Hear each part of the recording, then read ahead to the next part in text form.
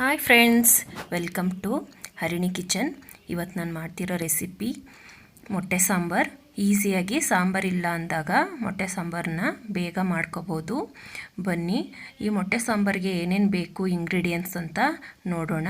ಅದಕ್ಕಿಂತ ಮುಂಚೆ ಪ್ಲೀಸ್ ನನ್ನ ಚಾನಲ್ಗೆ ಸಬ್ಸ್ಕ್ರೈಬ್ ಆಗಿ, ಹಾಗೆಯೇ ಪಕ್ಕದಲ್ಲಿ ಕಾಣುವಂತಹ ಬೆಲ್ ಐಕನ್ನ ಕ್ಲಿಕ್ ಮಾಡಿ.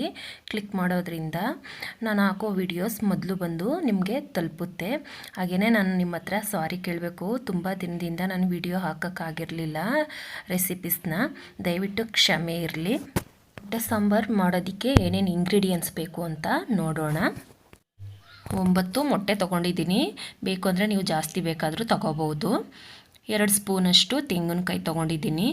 ಅಚ್ಚ ಖಾರದ ಪುಡಿ ಮತ್ತು ಧನಿಯಾ ಪೌಡರ್ 2 ಸ್ಪೂನ್ ತೊಗೊಂಡಿದ್ದೀನಿ, ಮಿಕ್ಸ್ ಇರೋ ಅಂಥದ್ದು. 2 ಲವಂಗ, 1/2 ಸ್ಪೂನ್ ಮೆಣಸು, 2 ಚಕ್ಕೆ, 1 ಗೆಡ್ಡೆಯಷ್ಟು ಬೆಳ್ಳುಳ್ಳಿ, 1 ಇಂಚಷ್ಟು ಶುಂಠಿ, 2 ಹಸಿಮೆಣಸಿನ್ಕಾಯಿ, 2 ಟೊಮೊಟೊ ತೊಗೊಂಡಿದ್ದೀನಿ, 1 ದೊಡ್ಡದು ಈರುಳ್ಳಿನ ದಪ್ಪ ಕಟ್ ಮಾಡಿ ಇಟ್ಕೊಂಡಿದ್ದೀನಿ, ಸ್ವಲ್ಪ ಕೊತ್ತಂಬರಿ ಸೊಪ್ಪು, ಒಗ್ಗರಣೆಗೆ ತುಪ್ಪ 1 ಸ್ಪೂನಷ್ಟು. ಇವಾಗ ರುಬ್ಕೋಬೇಕು.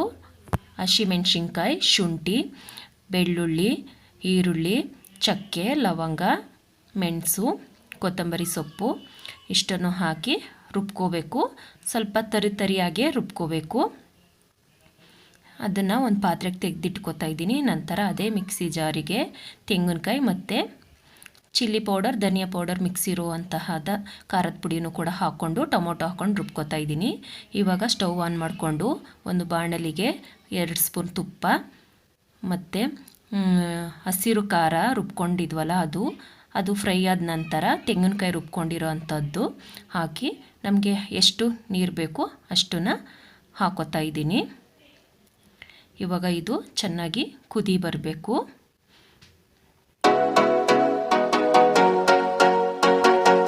ಇವಾಗ ಕುದಿ ಬಂದಿದೆ.